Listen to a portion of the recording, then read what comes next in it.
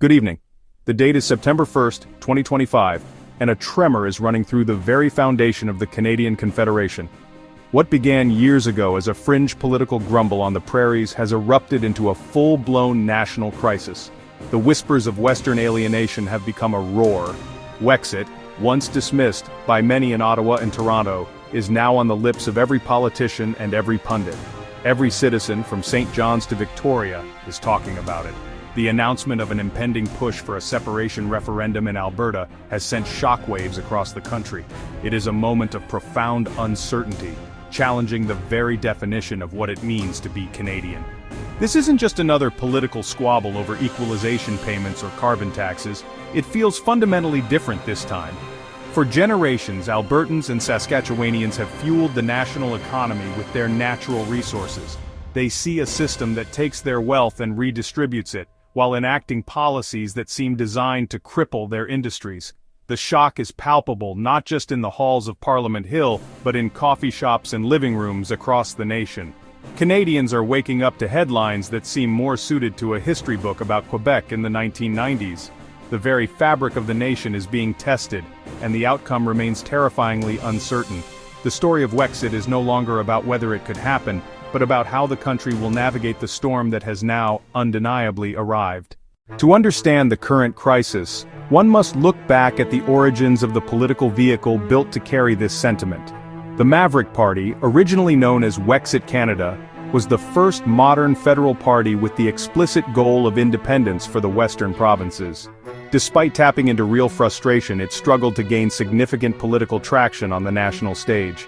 Elections Canada eventually deregistered the party, a move that might have signaled the end of organized separatism. But ideas, once unleashed, are not so easily contained. The spirit of WEXIT did not die with the party's official status, it morphed. Many supporters found a temporary home within the Conservative Party, hoping a new leader might address their grievances. Yet the sentiment remained, a dormant volcano waiting for the right conditions to erupt once more. The party leader warned that if the Conservatives failed to deliver for the West, the movement would resurface with renewed vigor. The deregistration scattered the embers. The movement became decentralized and embedded in grassroots organizations. It has become more embedded in public discourse and organs of protest, laying groundwork for the current referendum push. The ghost of WEXIT returned, not as a fringe party, but as a powerful political force that can no longer be dismissed. The evolution from WEXIT to a provincially sanctioned referendum petition shows how protest can evolve into an existential threat. Economic freedom, resource autonomy, and political self-determination moved from fringe debate to center stage. The party may be gone, but its ideology is more influential than ever. The seeds planted have taken root. The ground for this potential constitutional earthquake was deliberately prepared by Alberta's United Conservative Party government. In a move critics called pouring gasoline on the separatist fire, the government passed a controversial bill changing referendum rules. The new legislation lowered the signature threshold to a mere 177,000. This is far from the nearly 500,000 signatures that might have been required before, making it much more achievable for an organized group. The door to direct democracy was thrown wide open, and separation was now implicitly on the table. This change has fundamentally altered Alberta's political landscape. It has turned an abstract separation referendum into a concrete possibility. Premier Danielle Smith says her government is bound by this law. Gather 177,000 signatures, and she will have to hold a referendum. The Alberta Prosperity Project announced it would launch a formal petition drive with that exact question. Their proposed question: do you agree the province of Alberta shall become a sovereign country and cease to be a province of Canada? The new rules drew both enthusiasm and alarm. Supporters call it a win for grassroots democracy. Opponents call the lowered threshold reckless and warn of economic calamity. By setting a clear numerical target, the government effectively started a race. The race is on to gather 177,000 signatures. Competing petition drives could set the stage for a vote that might tear the country apart. The consequences are only beginning to unfold. In the heart of this storm stand the political leaders of the prairies. Their words are being parsed with incredible scrutiny.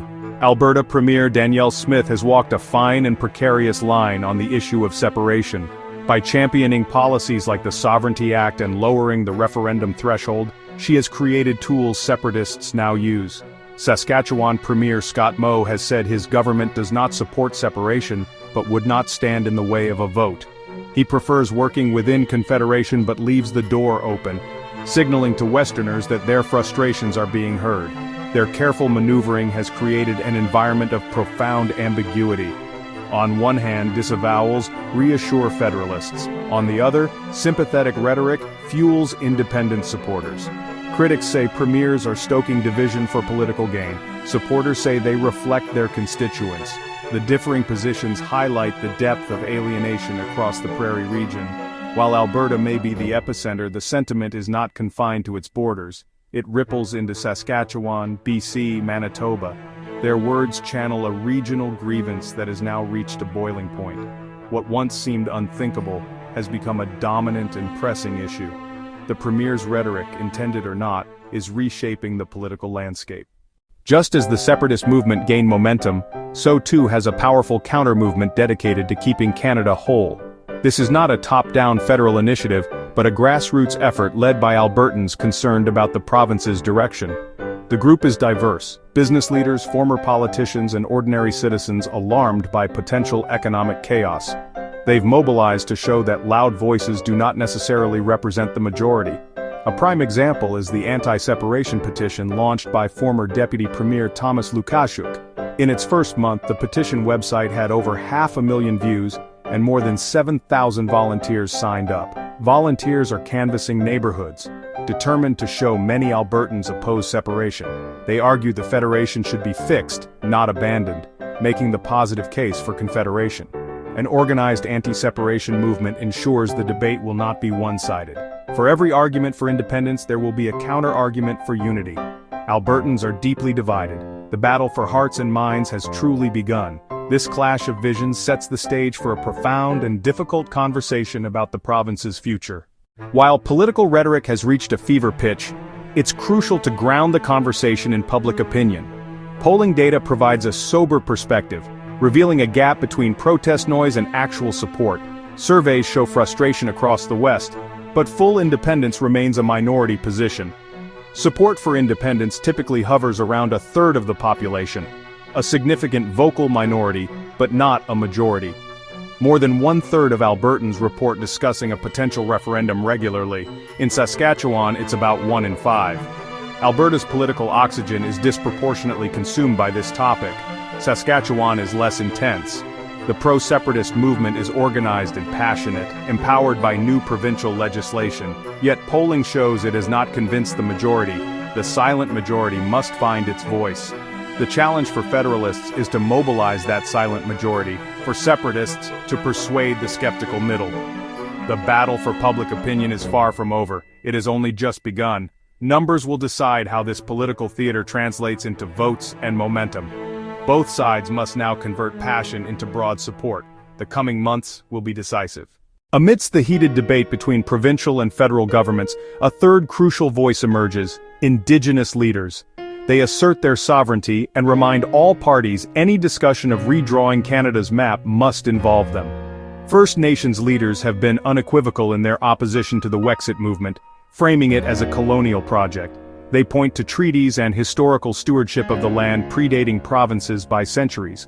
Two First Nations chiefs sent a forceful letter to Premier Danielle Smith, urging respect for treaty rights and warning against stoking separatist sentiments. They argue provincial borders are a recent imposition on territories governed by Indigenous nations for millennia. Their opposition introduces a profound legal and moral obstacle to the separatist agenda. Assembly of First Nations National Chief Perry Bellegarde cautioned Western premiers to be careful with separation rhetoric.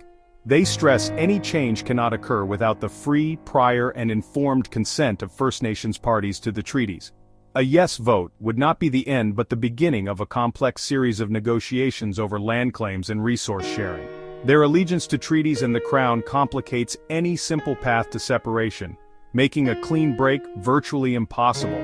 The legal and constitutional minefield they describe ensures that secession is not only political but legally fraught, a barrier few have fully accounted for. As the autumn of 2025 unfolds, Canada finds itself at a historic crossroads. The coming months will be defined by a high-stakes battle for the future of Alberta and the Federation. The Alberta Prosperity Project and its allies are racing to collect 177,000 signatures. Meanwhile, the pro-Canada movement led by Thomas Lukaszuk races to rally citizens with a competing petition. Competing drives could escalate the crisis, or provide an off-ramp through negotiation and conciliation. Finding a path forward will require statesmanship and mutual respect across all levels of government and society. The economic implications are immense. The mere possibility of separation spooks investors and markets. A successful yes vote would trigger complex negotiations over debt, federal assets, pipelines, and trade relationships. The powerful intervention of Indigenous leaders asserting treaty rights makes a clean exit legally and morally fraught. It turns secession into a constitutional labyrinth, a cascade of court cases, treaties, and negotiations. Will the Federation reform to address the West's grievances, or will the forces of division prove too strong? There are no easy answers. The decisions made now will reverberate for generations. The nation holds its breath. Stay informed. Participate. The future of Canada is being debated in real time.